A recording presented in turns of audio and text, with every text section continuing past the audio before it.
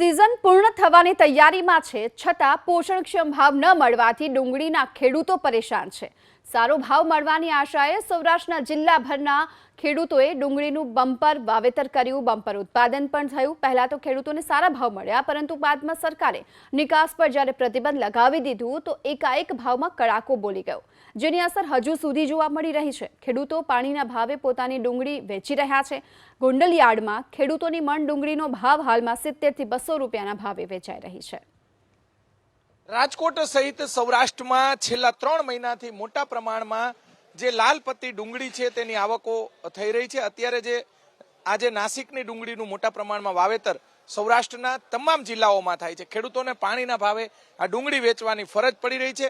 આ ખૂબ સારી ક્વોલિટીની ડુંગળી છે અને જે 220 રૂપિયા આ ડુંગળીના ભાવ મળ્યા છે, એનાથી વધારે ભાવ નથી।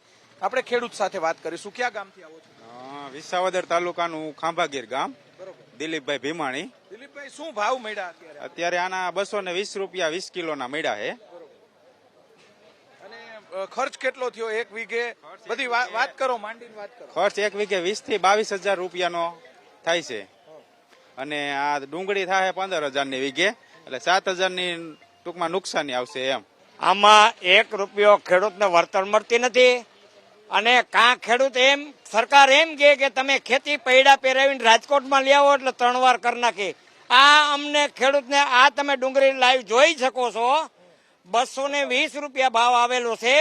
35 થી 40,000 રૂપિયા ખર્ચો વીઘે થાય છે। બીજા નંબરમાં 75 રૂપિયા પીસીના ડીટવાના દઈ છે, 15 રૂપિયા પીસીના આપી છે, 18 રૂપિયા 20 કિલોનું ભાડું આપી છે અને રાજકોટમાં 220 રૂપિયા આવે। અમારે કઈ દુનિયામાં જવું એ અમને કયો છે। તમે ક્યાં ગામથી આવો છો?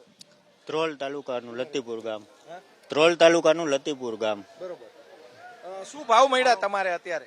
220 રૂપિયા। બરોબર। આ ઉત્પાદન કેટલો, ખર્ચ કેટલો થાય? ખર્ચા 70 રૂપિયા તો એક પીસી મજૂરી લાગે જીતવાની, 15 રૂપિયા એની પીસી ના ખર્ચ લાગે અને 25 રૂપિયા ભાડું છે, સમજી ગયા? એટલે વિલોવિલ પૈસા થાય, કઈ મળતું જ નથી આમાં। હવે મોટા ભાગની ડુંગળી તો વેચાઈ ગઈ હશે ને? હા, અત્યારે તો મોટા ભાગની સરકારશ્રીની રાહ જોતા હતા કે નિકાસ આપશે એટલે રાખી દે, તે લગી, પણ આ પાકે બગડી ગયો।